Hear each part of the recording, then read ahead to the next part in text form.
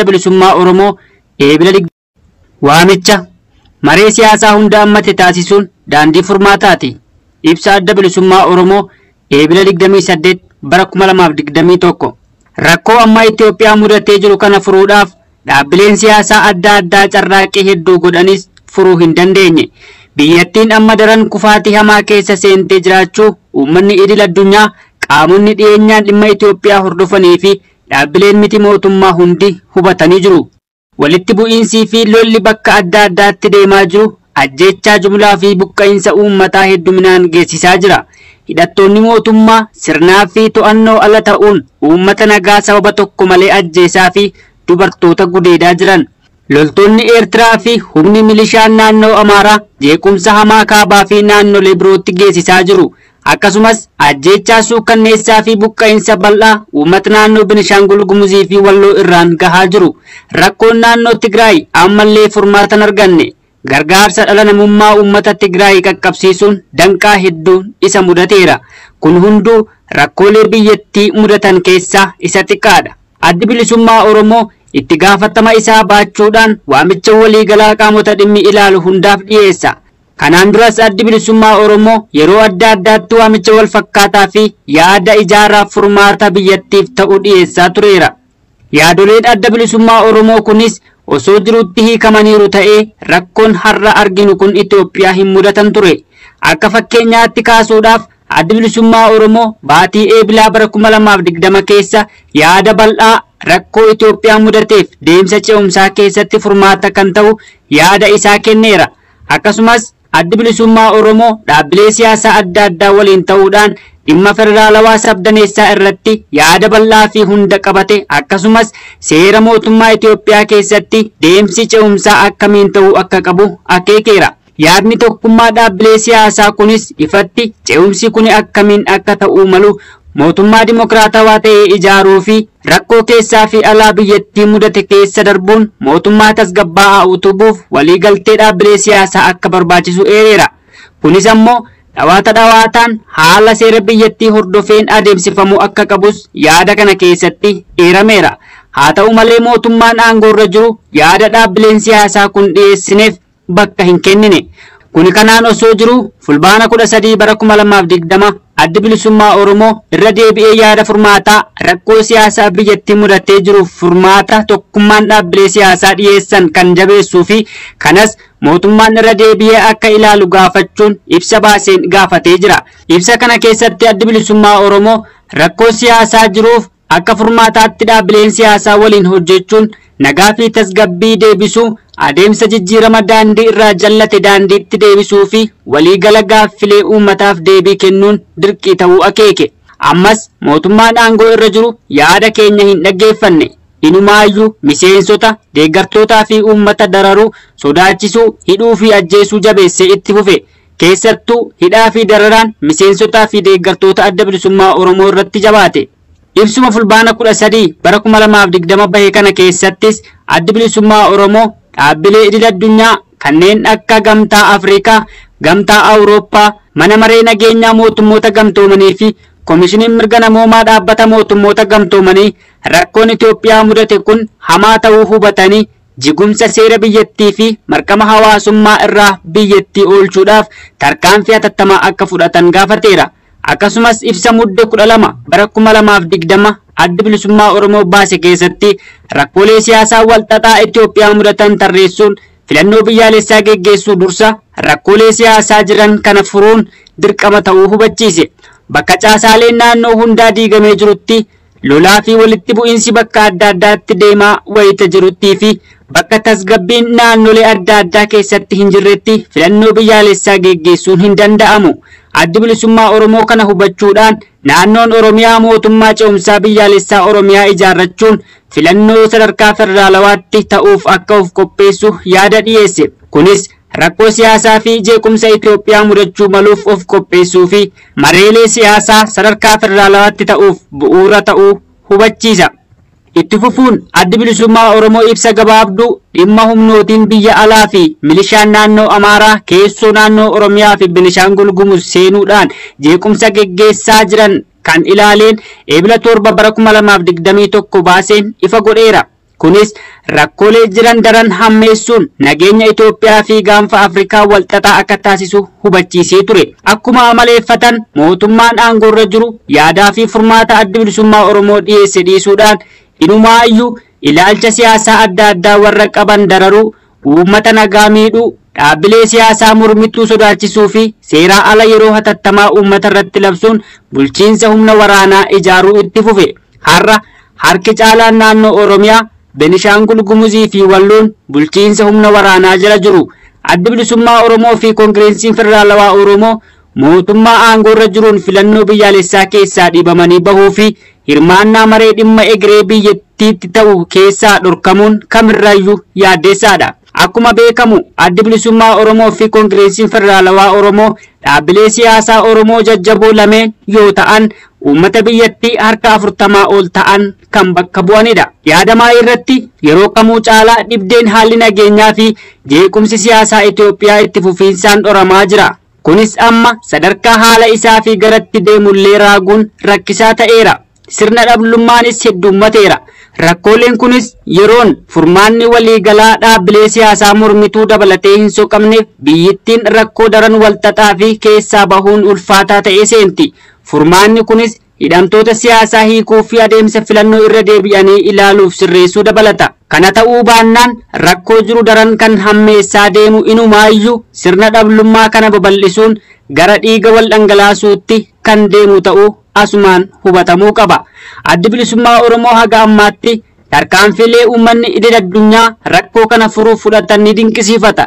Haa ta'u malee rakkoon hedduun bal'aaf walxaxaa ta'e kun xiyyeeffannoo guddaa fi adeemsa waliigalaa ta'e barbaada. Kanaaf adda bilisummaa Oromoo dhaabbilee idil addunyaa kan akka Gamtaa Afrikaa, Mana Maree Nageenyaa Mootummoota Gamtoomanii, Gamtaa Awurooppaa fi dhaabbilee biroo dhimmi kun ilaalu hundi yaada adda bilisummaa Oromoo dhiyeesse kana xiyyeeffannaa itti kennuun dhiibbaa madaalawaa ta'e mootummaa aangoorra jiru irra kaa'uudhaan sirna bulchiinsa humna waraanaa uummata irratti diriirfame akka dhaabbatu taasisu adda bilisummaa Oromoo ni gaafata.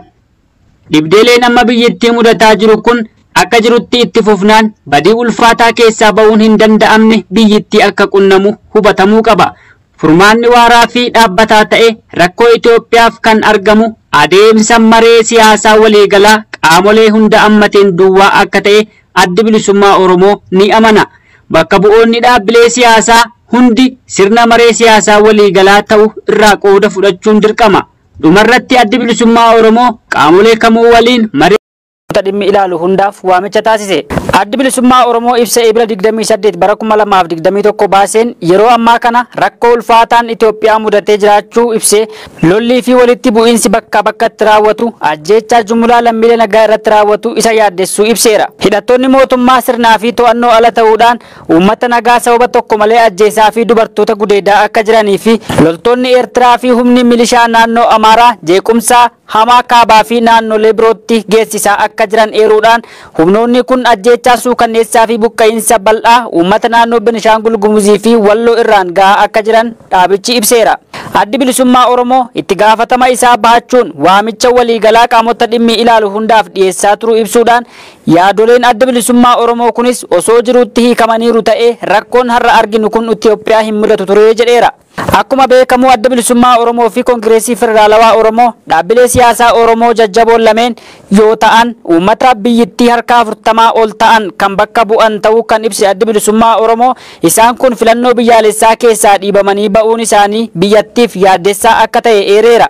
Yeroo ammaa kana haala Itoophiyaan keessa jirtu yaaddessaa ta'uu fi maalitti akka deemaa jirtu tilmaamuun illee kan nama rakkisu ta'uu kan ibse dhaabichi rakkooleen kunis yeroodhaan furmaanni waliigalaa dhaabbilee siyaasaa mormituu dabalatee yoo hin soqamneef biyyittiin rakkoo daran walxaxaa fi keessaa ba'uun ulfaataa ta'e keessa akka seentu ibseera. Furmaanni kunis hidhamtoota siyaasaa hiikuu, deemsa filannoo irra deebi'anii ilaaluu fi sirreessuu dabalata. Kana ta'uu baannaan rakkoo jiru daran kan hammeessaa deemu inumaayyuu sirna dhablummaa babal'isuun gara dhiiga wal dhangalaasuutti kan deemu ta'uu asumaan hubatamuu qabaa jedheera. Dhaabbilee idil addunyaa kan akka Gamtaa Afrikaa, Mana Maree Nageenyaa Mootummoota Gamtoomanii, Gamtaa Awurooppaa fi dhaabbileen biroo dhimmi kun ilaalu hundi yaada adda bilisummaa Oromoo dhiyeesse kana xiyyeeffannaa itti kennuun dhiibbaa madaalawaa ta'e mootummaa aangoorra jiru irra kaa'uun sirna bulchiinsa humna waraanaa uummata irratti diriirfame akka dhaabbatu taasisu adda bilisummaa Oromoo gaafateera. Furmaanni waaraa fi dhaabbataa ta'ee rakkoo Itoophiyaaf kan argamu deemsa maree siyaasaa waliigalaa qaamolee hunda ammateen duwwaa akka ta'e adda bilisummaa Oromoo ni amana. Bakka bu'oonni dhaabbilee siyaasaa hundi sirna maree siyaasaa waliigalaa taa'u irraa qooda fudhachuun dirqamaa jedheera. Adda bilisummaa Oromoo yeroo adda addaatti yaada furmaataa kaa'aa turuu fi boodarra filannoo keessaa dhiibamee ba'uu ibsuun isaanii yaadatama. Obbo Tekollaa Ayifokiruu naannoo Amaaraatiif Komishinara Poolisii haaraa ta'uun muudaman. Komishinii Poolisii Federaalaatti Komishinara ittaanaa kan turan Tekollaa Ayifokiruu Komishinii Poolisii naannoo Amaaraa akka geggeessaniif muudaman. Obbo Tekollaan eebila 27 bara 2021 irraa kaasanii Komishinara Poolisii naannoo Amaaraa ta'uun muudamuu isaanii BBC'n qulqulleeffadheeraa jechuun gabaase. Komishinariin duraanii Komishinii Poolisii naannoo Amaaraa Abbaree Addaamuu waggoota 2 oliif itti gaafatamummaan hojjechaa turaniiru. Komishinariin haaraa Obbo Tekollaan osoo waggoota 3 dura Poolisii Federaalaa keessatti itti gaafatamaa ta'uun hin ramadamiin dura Komishinii Poolisii naannoo Amaaraa keessatti gita garaagaraarraa hojjetaniiru jedhame. Kanaan dura godina Walloo Kaabaatti ajajaa Poolisii magaalaa Kombolchaa Aanaa Ambaasel itti gaafatamaa qajeelcha Poolisii godina Shawaa Kaabaa akkasumas Komishinara ittaanaa Komishinii Poolisii naannoo Amaaraa ta'uun tajaajilaniiru. Walitti bu'iinsa dhiyeenya kana naannoo Amaaraatti uumamanii fi haleellaawwan qaqqabaniif lubbuun namootaa baay'ee baduu fi qabeenya irras miidhaan qaqqabuu hordofeeti Obbo Tekollaan kan gara aangootti dhufan. Keessattuu aanaalee godina Shawaa Kaabaatti haleellaa qaqqabe jedhameen lakkoofsi namoota hedduu darbuu 100,000 kan lakkaa'aman ammoo qe'ee isaanirraa buqqa'uun ibsameera. Obbo Tekollaan gara geggeessummaa Komishinii Poolisii naannoo Amaaraatti akka dhufan kan taasise ajjeechaa namoota irratti raawwatee fi rakkoo nageenyaa wal qabatee naannichatti gama caasaa nageenyaa irratti taasifame hordofeetis jedhameera. Bulchiinsi yeroo naannoo Tigraay namoonni kitila 5 fi 200 ta'an gargaarsa nyaataa akka barbaadan beeksise. Dhaabbanni qindeessaa gargaarsa namoomaa Ochaan bulchiinsa naannichaa eeree kaleessa akka beeksisetti ji'oota 2 walakkaan darban qofaa keessatti ijoolleen 100,000 fi 1735 qorataman keessa daa'imman 29,105 hanqina nyaataa qabu. Dubartoonni fi shamarran Tigraay keessa ammas balaa humnaan gudeeddaaf saaxilamaniiru jedha dhaabbanni gargaarsaa kun. Sararri qunnamtii daangeffamaa waan ta'eef odeessa raabsa gargaarsa namoomaa argachuu irratti danqaraa ta'eeraa jedheera. Gargaarsi alarraa achi galu Keessaahuu booda kana Ameerikaa fi gamtaa Awurooppaa irraa dabalaa jira. Rakkoon nageenya naannicha keessa jiru gaaffii gargaarsa namoomaa dabalaa jiruuf deebii akka hin kennine rakkoo ta'uu beeksiseera. Kanatti dabalamee humni dhaabbileen gargaarsa dhiyeessanii qaban laafaa ta'uun gaaffii dhiyeessii nyaataa jiru deebisuun gufuu guddaadha jedhame. Ministeeriin Haajaa Alaa Ameerikaa Antoonii Bilinken dheengadda muummicha ministeera Abiy Ahmediif bilbilanii dafee akka fala argatuuf kan gaafatan keessaa tokko dhimma beelaa fi dhiyeessii gargaarsa namoomaa Tigraay keessaa akka ta'e imbaasiin Ameerikaa Finfinnee jiru fuula Feesbuukii isaa irratti beeksiseera. Ameerikaa, Kanaadaa, Ingilizii fi gamtaan Awurooppaa nageenyi dhibuu fi walitti bu'iinsi Itoophiyaa keessaa dafee akka fala argatu jechuun deddeebisanii yaaddoo qaban mootummaatti dhiyeessaa akka jiran beekamaadha. Finfinneetti ambaasaaddarri Ameerikaa Pirezidaantii mana murtii waliigalaa federaalaa ofitti waamanii dhimma haaromsa mana murtii irratti mari'ataniiru. Finfinneetti ambaasaaddarri Ameerikaa Geetaa Paasii fi Pirezidaantii mana murtii waliigalaa federaalaa Aadde Maazaa Ashannaafi kaleessa imbaasii Ameerikaa keessatti mari'ataniiru. Ijoon marii isaanii walabummaa manneen murtii biyya kanaa mirkaneessuuf sochii haaromsaa taasifamaa jiru irratti dubbataa turan. Ambaasaadder Paasiin walabummaa manneen murtii fi abbootiin seeraa qaban fooyyessuuf yaaliin taasifamaa jiru jajjabeessaa ta'uu kaasanii Ameerikaan gama hundaan akka gargaartu waadaa akka galan oduun fuula Feesbuukii imbaasichaa Finfinnee jiru irraa argame beeksiseera. Pirezidaantiin Somaaliyaa aangoo isaanii waggaa 2 dheereffachuuf kan turan waan dhiibbaan isaan mudateef yaadicha dhiisaniiru. Pirezidaantiin Somaaliyaa Mohamed Abdullahi Farmaajo sababa hokkarri hammaatee fi dhiibbaa irra ga'een aangoo dheereffachuuf kan turan dhiisan. Pirezidaanticha aangoo isaanii erga xumuramee booda paarlaamaan biyyattii waggaa lamaaf dheeresseefii ture. Murtiin paarlaamaa biyyattii kunis hokkara hamaa magaalaa Moqadishoo keessatti kaaseera. Erga murtiin kun darbe waraanni garee pirezidaantichaa mormanii fi kanneen deeggaran magaalaa Moqadishoo keessatti wal waraanuu eegalan. Haala kanaan daran kan rifatan pirezidaanti Mohaammed Farmaajo gara filannootti akka deebi'amuu qabu karaa televezyiinii biyyattii ibsaniiru. Gadaan pirezidaanti Farmaajo guraandhala darbe goolabameera jechuun aangoo waggaa lamaaf dheereffame kan morman ministeera muummee biyyattiis yaada isaaniif pirezidaantichaan galateeffamaniiru. Pirezidaanti Farmaajoon sanbata dhufu paarlaamaa biyyattii irratti dhiyaachuun filannoon akkaataa fulbaana 17 bara 2020 irratti waliif galameen akka raawwatamu dubbachuuf akka jiran himaniiru. Seerri filannoo yeroo sana irratti waliif galame aangoo pirezidaantichaa kan akka waggaa lamaaf dheereffamuuf seera baastonni eebila 12 bara 2021 mirkaneessan kan diigudha. Akkuma kanaan dura gochaa ture wanti mirkaneessuu barbaadu Soomaaliyaa keessatti filannoon yeroodhaan karaa nagaaf dimokiraasiin akka geggeeffamuuf yoomiyyuu qophiidhaa jedhan pirezidaanti Farmaajoon qaamoleen nageenyaa tarkaanfii hokkara kaasisu kamirraayyuu akka of qusachuu qaban nageenya lammiilee mirkaneessuu irratti qofa akka xiyyeeffatanis dhaamaniiru. Pirezidaantichi hokkara dhalate hordofee jiraattonni hedduun qe'ee gadhiisanii baqataa jiru. Eebila 12 bara 2021 erga paarlaamaan biyyattii aangoo pirezidaantichaa waggaa lamaaf dheeressuuf murteesse gamtaan Awurooppaa Ameerikaa fi dhaabbanni mootummoota gamtoomanii yaadicha mormuudhaan biyyattiitti filannoon akka geggeeffamu dhiibbaa gochaa jira.